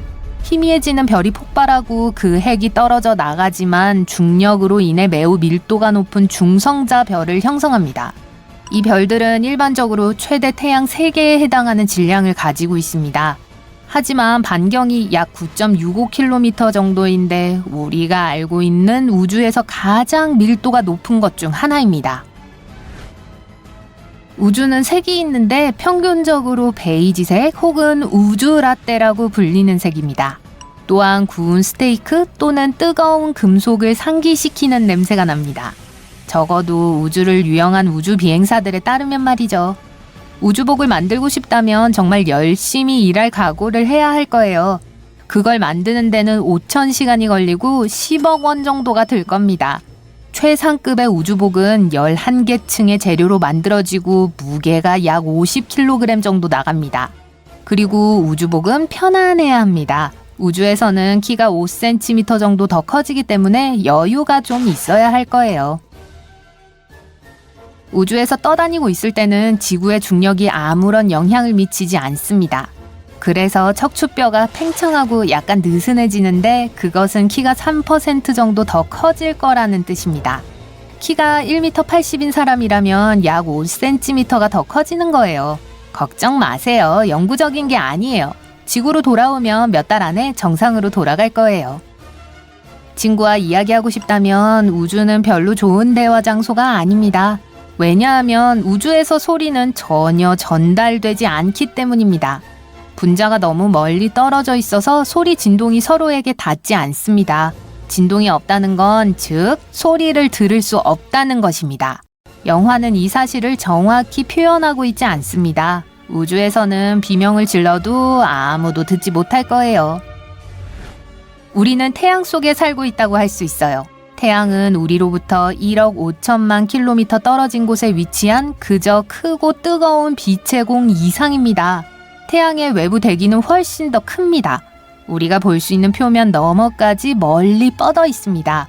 우리 지구의 궤도는 태양의 희박한 대기를 통과합니다. 그 증거는 태양풍의 돌풍이 남극광과 북극광을 생성하는 것입니다. 그래서 어떻게 보면 우리가 태양 속에 살고 있다는 뜻이에요. 우리뿐 아니라 먼 해왕성을 포함한 다른 행성들도 마찬가지입니다. 우리가 태양 바깥 대기라고 부르는 태양권은 약 160억 킬로미터까지 뻗어 있습니다. 수천 척의 수상한 우주선들이 지구의 영공으로 몰래 들어옵니다. 우주선은 지구로 내려와 도시를 날아다니며 사람들을 완전히 혼란에 빠뜨립니다. 갑자기 가장 큰 우주선의 문이 열리고 이상한 생명체가 나옵니다. 인간의 언어를 모방하려 하면서 그들이 멀리 떨어진 별 프록시마 센타우리에서 왔다고 말합니다. 어쩌면 이런 일이 일어날지도 몰라요. 왜냐하면 과학자들이 최근 그 별에서 나오는 이상한 라디오 신호를 포착했기 때문입니다. 프록시마 센타우리는 우리 태양계에 가장 가까운 별입니다. 4.2 광년밖에 떨어져 있지 않아요. 즉, 이 별에서 시작된 한 줄기 빛이 4.2년 후에 지구에 도달한다는 것을 의미합니다. 또한 지구에서 태양까지를 27만 번 오가는 거리예요. 프록시마 센타우리 자체는 밤하늘에서 우리가 육안으로 보기에는 너무 희미합니다. 하지만 이 시스템은 어떤 비밀을 숨기고 있어요. 그곳으로 날아가서 자세히 살펴봐요. 여기 적색괴성이 있어요. 태양보다 7배 작고 8배 더 밝습니다. 프록시마 센타우리는 목성보다 1.5배 크고 거의 150배 더 무겁습니다. 하지만 우리가 찾고 있는 것은 프록시마 센타우리 B입니다. 지구와 비슷한 행성이에요. 지구보다 겨우 10% 정도 더 크고 항성의 생명체 거주 가능 영역 안에 있습니다. 너무 멀지도 너무 가깝지도 않은 완벽한 거리죠. 그래서 온도도 너무 높거나 낮지 않습니다. 만약 그 행성에 물이 존재한다면 액체 상태일 수 있어요. 그래서 생명체가 살아남고 진화할 수 있습니다. 어쩌면 우리가 받은 신호를 보낼 수 있을 만큼 발달한 생명체일지도 몰라요. 무선 신호는 기본적으로 파장입니다. 일정한 주파수와 길이를 가지고 있죠. 그리고 우리는 인공 신호와 자연적으로 발생한 신호를 구별할 수 있습니다. 센타우리 프록시마 B에서 우리가 수신한 신호는 주파수가 982MHz였습니다. 우리가 부엌이나 차에서 듣는 일반적인 라디오는 약 100MHz의 신호를 수신합니다. 그래서 과학자들은 이 신호가 인위적으로 만들어졌다고 결론을 내렸어요. 그러한 신호는 선진 문명 간의 의사소통 방법이 될 수 있습니다. 이것이 정말로 우주 문명에서 온 메시지라면 우리는 그것을 해독할 수 있을 거예요. 이를 위해서는 가장 간단한 암호화 방법이 사용되어야 합니다. 예를 들어 지구는 이미 우주로 무선 신호를 보냈습니다. RS-15 메시지였어요. 이 메시지는 1679자리 숫자로 구성됩니다. 가로 세로 23개, 73개의 직사각형으로 이진법 코드를 사용하여 인코딩된 우리 문명에 대한 정보를 담고 있습니다. 직사각형의 맨 위에는 우리가 사용하는 숫자 체계가 있습니다. 이 보라색은 다음 메시지를 읽을 수 있는 열쇠입니다. 수소, 탄소, 질소, 산소, 인과 같은 원소들의 원자 번호가 이 열쇠에 암호화되어 있습니다. 이것들은 생명을 시작할 수 있는 핵심 원소들입니다. 이 신호를 수신하는 사람이 숫자와 키를 이해할 수 있다면 메시지의 다음 부분을 읽을 수 있습니다. 이 녹색 물질은 우리 DNA 사슬의 구성 요소입니다. 바로 여기 아래쪽에 DNA 사슬 자체가 있습니다. 흰색 직사각형은 이러한 빌딩 블록 쌍의 수를 나타내고 파란색 나선형은 DNA 체인의 모양을 나타냅니다. 그리고 이제 인간의 실루엣 자체가 보입니다. 왼쪽에 있는 흰색과 파란색 물체는 우리 평균 신장을 코드화한 숫자입니다. 인간 그 자체는 DNA 가닥의 끝에 그려져 있어서 외부 우주 문명이 우리가 어떻게 생겼는지 이해할 수 있게 합니다. 그리고 인간 스케치 오른쪽에 있는 하얀 직사각형은 메시지를 보낼 당시 지구 인구의 숫자입니다. 1974년 당시 42억 명이었는데 현재 인구의 거의 절반에 해당해요. 다음 부분은 우리 태양계의 그림입니다. 큰 노란색 사각형은 태양입니다. 그리고 우리 태양계에 모든 행성이 있어요. 명왕성도요. 그 당시에는 아직 행성으로 여겨졌었죠. 우주 문명이 이 메시지가 어디서 왔는지 이해할 수 있도록 지구는 약간 위로 이동해 있습니다. 그리고 마지막 그림은 이 메시지가 우주로 보내졌던 천문대입니다. 이 신호는 현재 지구에서 25,000광년 떨어진 M13 성단으로 향하고 있습니다. 그래서 앞으로 25,000년 동안 그곳에 도착하지 못할 것입니다. 그리고 신호를 받을 수 있는 사람이 있다면 그 답변을 얻는데 25년이 더 걸릴 거예요. 센타우리 프록시마의 신호가 만일 메시지라면 우리에게는 해독할 시간이 필요합니다. 이제 우리의 초강력 컴퓨터를 작동시키고 결과를 기다려보죠. 하지만 이것이 우리가 지구에서 포착한 첫 번째 미스터리 신호는 아닙니다. 과학자들은 1977년에 특이한 와우 신호를 기록했습니다. 그것은 궁수자리 어딘가에서 온 것으로 추측됐어요. 망원경은 무려 72초 동안 알 수 없는 신호를 포착하고 있었습니다. 나중에 출력된 신호를 본 과학자는 그 신호가 인공적이라고 결론 내렸습니다. 그는 자신의 반응으로 출력물에 와우라고 썼어요. 그 이후의 관측과 연구에서 이 신호를 다시 포착할 수 없었습니다. 몇몇 이론들은 이 신호가 지나가는 천체 우주선으로부터 왔다고 했습니다. 이미 날아가 버렸기 때문에 우리가 더 이상 신호를 감지할 수 없었다는 거죠. 하지만 아마도 이 신호는 지구에서 만들어졌을 거예요. 신호는 위쪽을 향했지만 높은 고도에 있는 물체에 반사되었습니다. 비행기, 위성 또는 지구 궤도를 도는 우주 잔해일 수도 있습니다. 그러고 나서 이 신호는 망원경에 의해 포착되었을 거예요.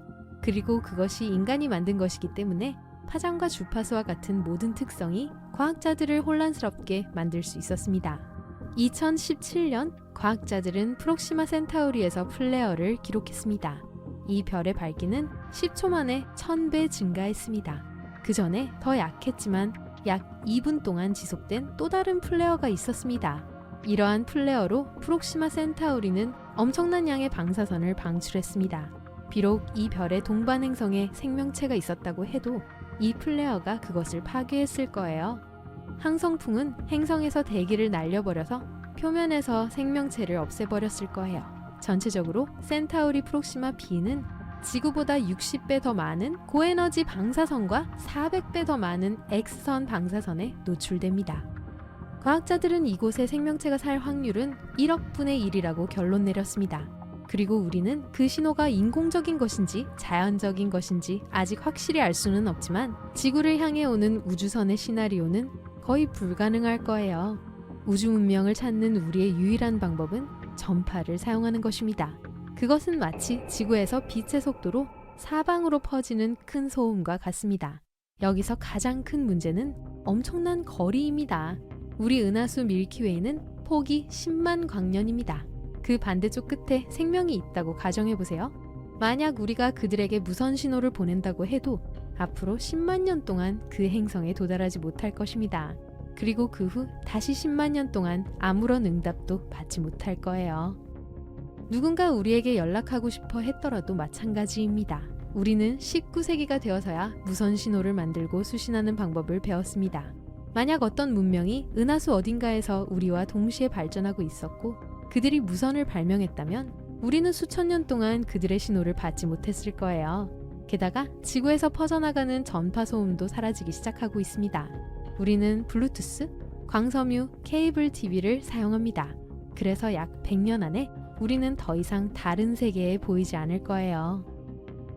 더 나쁜 것은 어떤 우주 문명이 우주로 신호를 보내고 있었고 그 신호가 지구에 도달했지만 우리가 그것을 포착할 기술이 없었다면 어떨까요?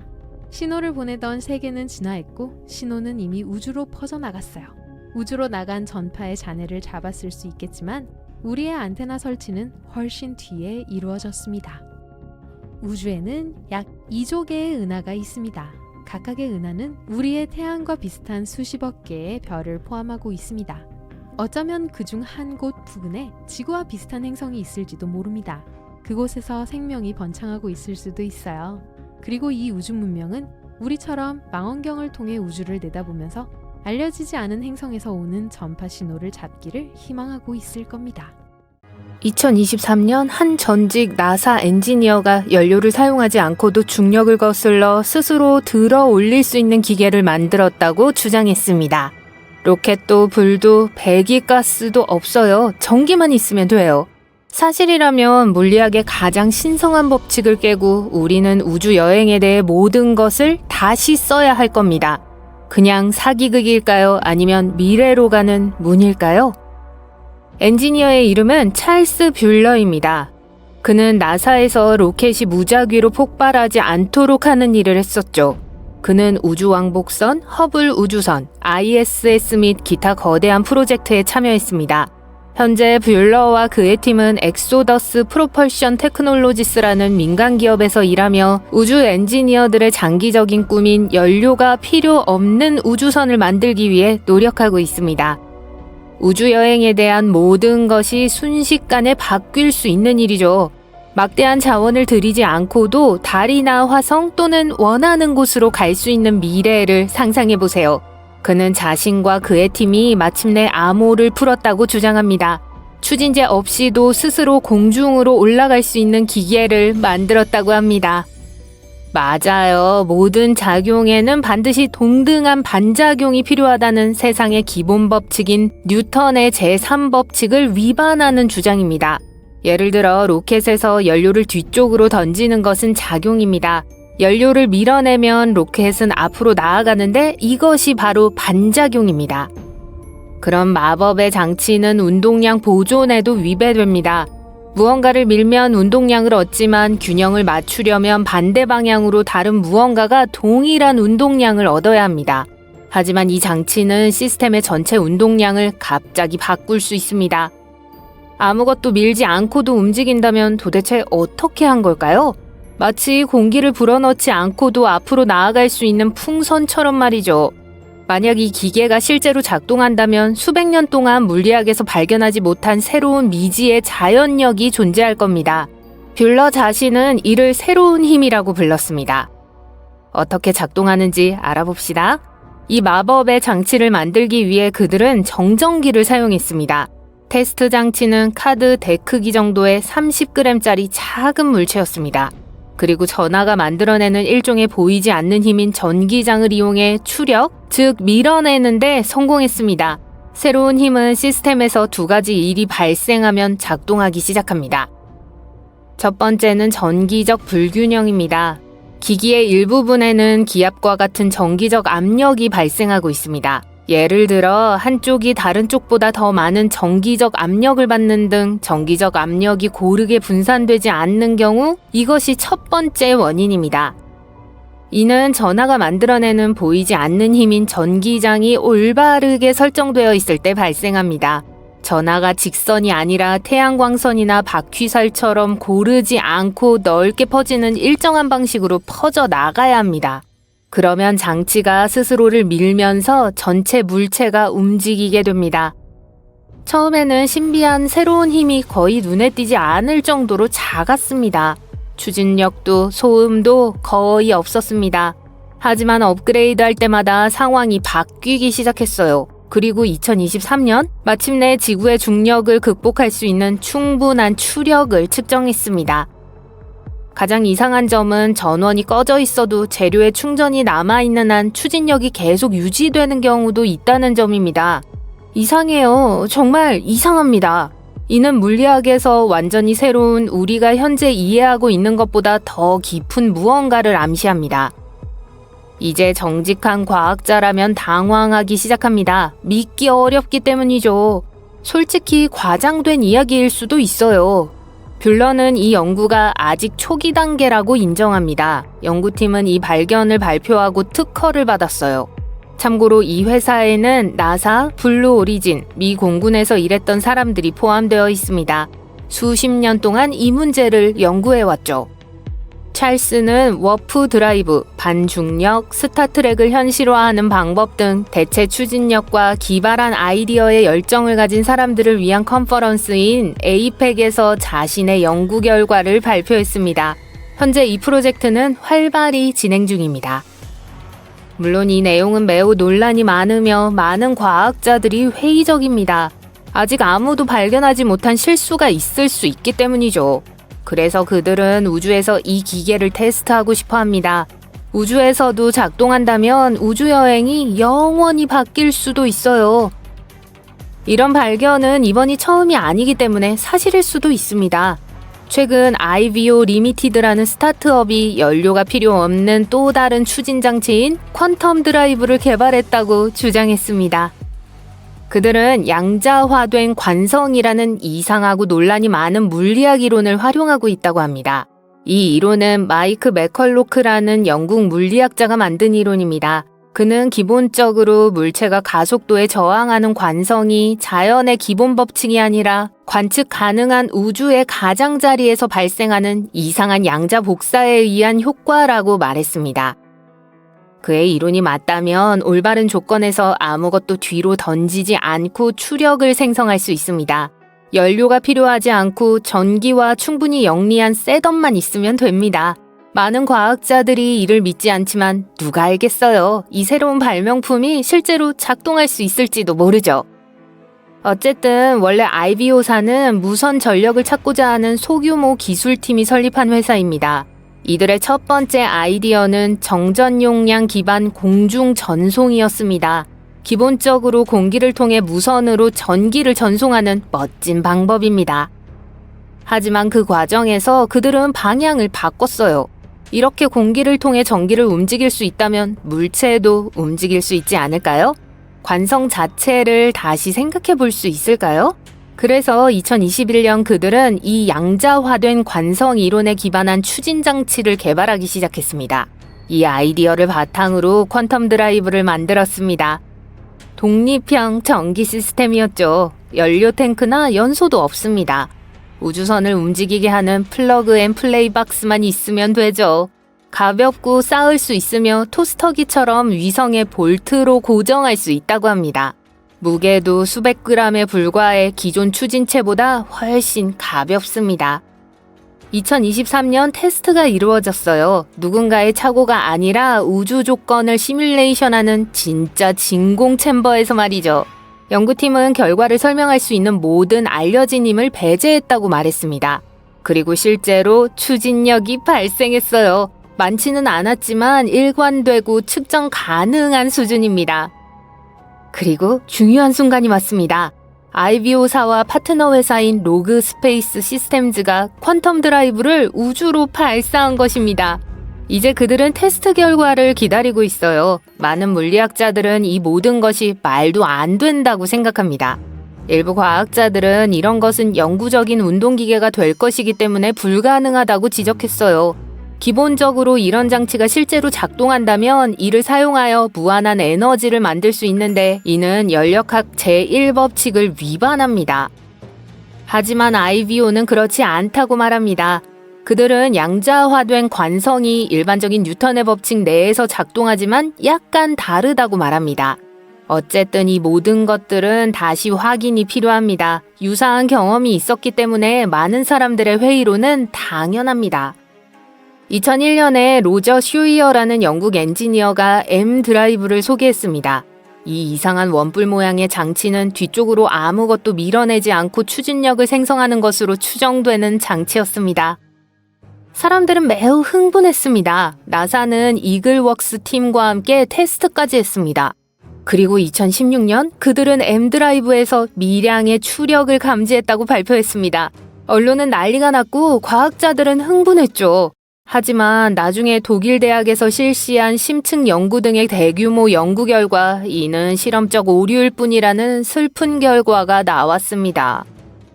2021년 M-드라이브는 작동하지 않는다는 결론이 내려졌습니다. 모두 실험적인 잡음과 잘못된 데이터였습니다. 꿈이 또 좌절됐죠. 많은 추진체 없는 설계는 물리법칙이라는 거대하고 완고한 벽에 부딪혔습니다. 따라서 이러한 스타트업이 세상을 완전히 바꾸었다고 말하기에는 아직 이르다고 할 수 있습니다. 하지만 현실이 된다면 어떨까요? 단순한 새로운 엔진이 아니라 새로운 시대가 열릴 거예요. 하늘에 거인이 숨어 있어요. 키프는 우리가 지금까지 가까운 우주에서 발견한 것 중 가장 큰 것입니다. 수년 동안 우주에 대한 우리의 이해를 뒤흔들고 있었는데 이제 막 발견했습니다. 키프는 밀도가 높고 강력하며 무시하기에는 위험합니다. 이런 구조를 이해하지 못한다면 우리는 우주를 완전히 잘못 읽고 있을지도 모릅니다. 그렇다면 키프는 정확히 무엇일까요? 행성이나 별과 같은 단단한 물체가 아니에요. 그리고 단일한 것도 아닙니다. 기본적으로 우주의 전체 영역인 초구조체입니다. 거대한 공간에 걸쳐 있는 물질이 중력에 의해 서로 얽히고 설킨 엉망진창이죠.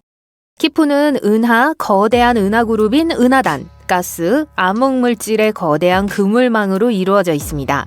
마치 은하단이 도시, 필라멘트는 도로, 암흑물질은 이 모든 것을 하나로 묶어주는 보이지 않는 인프라인 슈퍼 고속도로와 같습니다. 이 거인은 13억 광년의 한 지점에 걸쳐 펼쳐져 있습니다. 즉 빛의 속도로 여행한다고 해도 13억 년이 걸려서야 겨우 건너갈 수 있다는 뜻이에요. 키프는 또한 20경개의 태양 질량을 보유하고 있는데 이는 관측 가능한 우주의 13%에 불과해요. 키프라는 이름은 잉카인들이 사물을 기록하는 데 사용했던 매듭을 묶는 끈인 키푸스에서 유래했는데 마치 문자 체계와도 같았어요. 이 시스템에서는 매듭, 색깔, 꼬임 하나하나에 숫자, 세금, 수확량 등 다양한 이야기가 담겨 있었습니다. 그래서 천문학자들은 우주에서 우주끈처럼 길고 얽히고 설킨 이 거대한 구조를 보고 이 매듭의 언어에서 이름을 따왔습니다. 게다가 우주의 모양은 과학자들에게 그 시를 떠올리게 했죠. 중앙에 긴 필라멘트가 있고 양쪽으로 작은 필라멘트가 분기되어 있습니다. 더 흥미로운 건 키프가 혼자가 아니라는 점이에요. 과학자들이 우주의 이 부분을 지도화했을 때 이 거대한 구조체 5개를 발견했어요. 이 구조체들은 그냥 거기 가만히 있었던 것도 아니었어요. 중력이 천천히 물질을 끌어당기면서 수십억 년에 걸쳐 형성됐습니다. 이 거대 은하들은 그 지역에 있는 모든 은하단의 거의 절반, 모든 은하의 30%, 관측 가능한 우주에 있는 모든 물질의 4분의 1을 보유하고 있어요. 키프를 발견한 팀은 영리한 방법을 사용했어요. 그들은 은하단에서 나오는 엑스레이를 찾았어요. 이 은하단은 은하로만 가득 찬 것이 아니라 매우 뜨거운 가스로도 가득 차 있습니다. 이 가스는 너무 뜨거워서 X선 빛으로 빛나기 때문에 우리 눈으로는 볼 수 없어요. 하지만 특수 망원경은 볼 수 있죠. X선 빛이 많다는 것은 은하, 가스, 암흑물질 등 엄청난 양의 물질이 중력에 의해 서로 끌어당겨져 있다는 걸 의미해요. 우주에서 가장 밀도가 높고 밀집된 지역이 바로 이곳입니다. 그래서 과학자들은 X선 광선을 따라가면서 키프와 같은 거대한 우주 구조체가 어디에 숨어 있는지 지도를 그릴 수 있었습니다. 이것이 왜 중요할까요? 이 거대 구조체들이 모든 것을 엉망으로 만들기 때문이에요. 우선 그들은 빅뱅에서 남은 고대 빛인 우주 배경 복사를 왜곡합니다. 우주 배경 복사는 우주 전체를 채우는 희미한 빛이에요. 빅뱅이 일어나고 우리 세계가 생성된 후 최초의 빛과 신호를 방출했는데 아직 완전히 약해지지 않았습니다.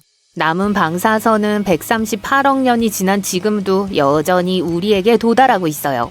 과학자들은 이 고대 빛을 연구함으로써 초기 우주의 모습을 알아낼 수 있었습니다. 그런데 키프가 그걸 방해합니다. 이 거대 구조물은 중력이 너무 커서 이 고대 빛이 통과할 때 구부러지고 왜곡돼요. 이를 통합 sak스-울프 효과라고 합니다. 이러한 왜곡은 원래 신호에 소음이 추가되어 이제 우리는 아기 우주의 모습과 그것이 어떻게 확장되었는지를 적절하고 명확하게 이해하기가 더 어려워집니다. 또한 허블 상수도 엉망으로 만들어요. 우주는 끊임없이 팽창하고 있으며 허블 상수는 우주의 성장 속도, 즉 은하가 서로 얼마나 빨리 멀어지는지를 알려줍니다. 하지만 키프와 같은 초우주체는 중력이 너무 커서 주변 은하를 자기 쪽으로 끌어당겨 은하가 움직이는 방식을 엉망으로 만들어요. 이 때문에 과학자들은 우주의 실제 팽창 속도를 측정하기가 더 어려워집니다. 은하는 우주가 팽창하기 때문에 움직이는 것인지 아니면 근처에 있는 거대한 물체에 이끌려서 움직이는 것인지 알 수 없기 때문이에요. 마지막으로 중력 렌즈 효과가 있습니다. 우주에서 빛은 끊임없이 이동하지만 항상 직선을 따르지는 않습니다. 중력에 의해 공간이 왜곡되면 공간을 통과하는 빛도 구부러지고 왜곡돼요. 중력 렌즈 효과는 멀리 떨어진 은하에서 온 빛이 키프와 같은 거대한 물체를 지나가면서 휘어지는 현상이에요. 무거운 공이 시트를 누르듯이 거대한 중력이 빛을 잡아당기는 거죠. 빛은 우리에게 정보를 전달하고 사물이 어떤 모습인지 볼 수 있게 해주기 때문에 이러한 굴절은 우리가 은하를 보는 방식을 왜곡해요. 은하 이미지가 늘어나 보이거나 더 밝게 보이거나 심지어 은하 전체를 엉뚱한 곳에서 찾을 수도 있어요. 이는 마치 왜곡된 돋보기를 통해 우주를 바라보는 것과 같아요. 주의하지 않으면 이러한 왜곡을 잘못 읽고 우리 세상이 어떤 모습인지 잘못 생각할 수 있어요. 다행히도 이 신비한 초구조체가 갑자기 나타난 건 아니에요. 천문학자들은 그런 것이 우주 어딘가에 있을 거라고 의심했습니다. 다만 확실하지 않았을 뿐이죠. 우주에 대한 가장 좋은 모델은 람다 CDM이라고 불려요. 이 모델에 따르면 우주는 빅뱅과 함께 시작되었고 여전히 팽창 중이며 대부분 암흑에너지와 차가운 암흑물질이라는 신비한 물질로 이루어져 있어요. 우리는 이러한 것들을 보거나 만질 수는 없지만 만약 존재하지 않는다면 우리 우주는 말 그대로 부서질 것이기 때문에 우리는 그것들이 존재한다는 걸 알고 있습니다. 이 모델은 은하 형성, 별의 움직임, 우주의 전체 모양 등 우리가 볼 수 있는 것과 일치합니다. 일부 퍼즐 조각은 그 자체로는 여전히 미스테리지만 실제 그림과 일치합니다. 이 모델은 키프와 같은 것을 예측했어요. 과학자들이 이 모델로 시뮬레이션을 했을 때 중력에 의해 서로 묶인 은하들로 이루어진 거대한 거미줄과 같은 유사한 구조가 형성되는 것을 확인했습니다. 키프는 이러한 예측을 실제와 일치시켰습니다. 또한 람다 CDM이 다시 한번 실제와 일치한다는 걸 의미해요. 크게 놀랄 일은 아니죠. 하지만 이제 실제로 발견되었고 관측 가능한 우주에서 가장 큰 구조로 알려져 있습니다. 키프 이전에는 슬론 만리장성이라는 또 다른 거인이 있었어요. 이 구조체는 2003년에 발견되었으며 지금까지 발견된 가장 큰 구조체로 여겨졌어요. 여전히 엄청난 괴물입니다. 슬론 만리장성은 10억 광년 이상에 걸쳐 펼쳐져 있습니다. 성이라고 불리지만 지구에서 볼 수 있는 벽과는 달리 암흑물질로 연결된 수천 개의 은하와 가스로 이루어진 광대한 우주의 그물망입니다. 키프와 슬론 만리장성이 모두 놀라운 이유는 존재하기에는 너무 커 보이기 때문이에요. 람다 CDM 모델에 따르면 이렇게 거대한 구조물은 흔하지 않아요. 특히 형성 당시에는요. 시간이 지남에 따라 성장하고 확장하며 평탄해져야 하는 우주에서 어떻게 이 거인들이 그렇게 빨리 형성될 수 있었을까요? 만약 계속해서 더 많이 발견된다면 우리 세계가 만들어진 방식에 더 깊은 무언가가 진행되고 있다는 걸 의미할 수 있어요. 이 모든 것은 코페르니쿠스적 전환의 일부입니다. 우리가 우주에 대해 계속 겸손해지는 일련의 발견이죠. 이런 발견을 할 때마다 우리가 그 어떤 것의 중심도 아니라는 사실을 더욱 깨닫게 됩니다. 먼저 우리는 지구가 태양계의 중심이 아니라는 사실을 알게 되었어요. 그리고 태양계는 은하계의 한 점에 불과하다는 걸 알게 됐죠. 이제 가장 거대하다고 믿었던 은하 초은하단조차 키프와 슬론 만리장성과 같은 구조체에 의해 왜소해지고 있습니다. 이러한 구조체는 영원히 지속되지는 않습니다. 키프는 일시적입니다. 수십억 년이 지나면 중력에 의해 찢겨져 더 작은 조각으로 부서질 거예요. 어떤 부분은 더 촘촘한 무리로 붕괴될 것이고 어떤 부분은 떨어져 나갈 거예요. 하지만 현재로서 키프는 우주에서 가장 중요한 구조 중 하나로 알려져 있어요. 은하의 형성 방식을 결정하죠. 빛을 굴절시켜 우리가 해독하는데 매우 중요합니다. 말 그대로 우주에 대한 우리의 이해를 뒤흔들고 있습니다.